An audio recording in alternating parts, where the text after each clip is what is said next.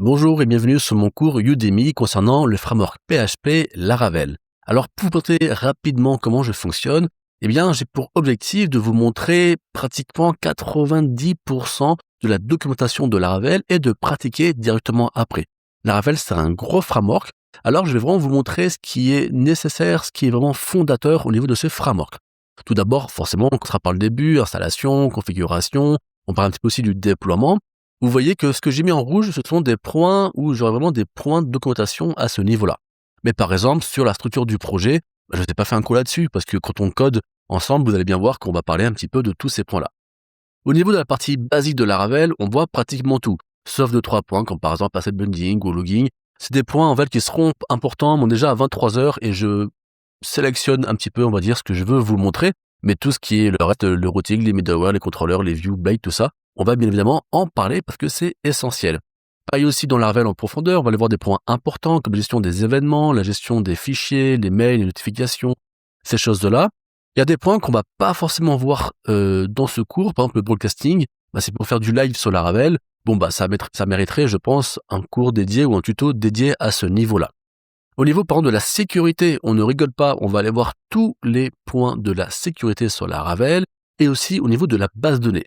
Base de données, vous allez voir comment créer des migrations, comment créer des seeders, comment ça fonctionne. Par exemple, ici, on va voir tous ces points. Redis et MongoDB, on va pas les voir.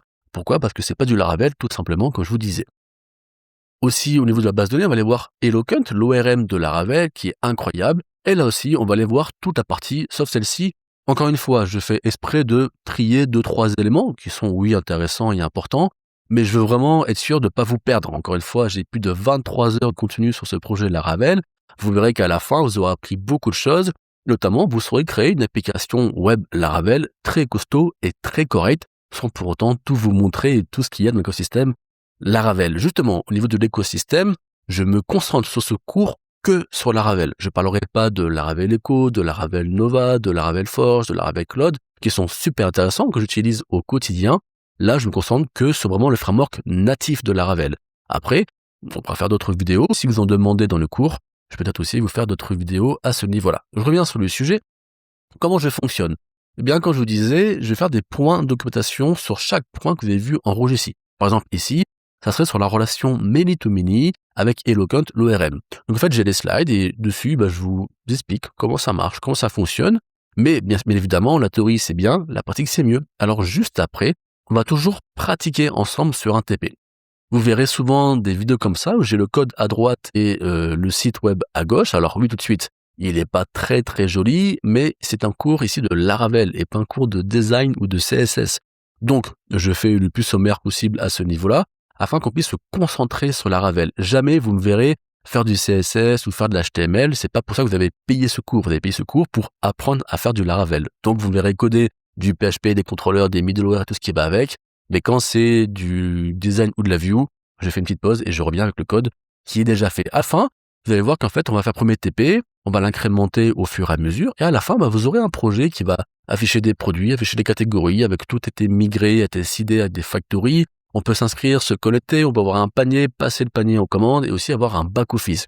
Et tout ça, en fait, nous fait voir et nous fait pratiquer tous les différents points de la documentation. Si je reviens rapidement, justement, comme je vous disais, sur le cours, sur le module, vous voyez qu'on commence par le début, forcément, introduction, comment l'installer, je vous conseille différentes choses. Et puis, on va commencer les TP. Premier TP, on va simplement afficher une page de produit en dur. Ça veut dire qu'il n'y aura pas encore de base de données. Mais pour faire ça, il nous faut des routes, il nous faut des views, il nous faut Blade, il nous faut des contrôleurs, il nous faut déjà pas mal d'éléments. Il faut savoir installer, configurer Laravel. Donc on commence par ça. Une fois que ça marchera, on va l'améliorer avec justement le deuxième TP qui est de récupérer les produits depuis une base de données. Donc pour ça, on va aller voir comment marche la base de données en Laravel, comment marchent les migrations, comment marchent les seeders, etc., etc. Ensuite, on va encore améliorer tout ça. On aura donc des pages qui vont afficher des produits depuis la base de données. Troisième TP, on va continuer. Maintenant, on va aller faire un back-office afin de coder les produits et les catégories.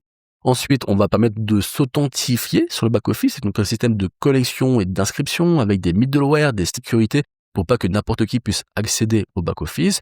Et à la fin, on finira par le fait que, en front, on puisse créer notre panier sur les produits et le passer aux commandes.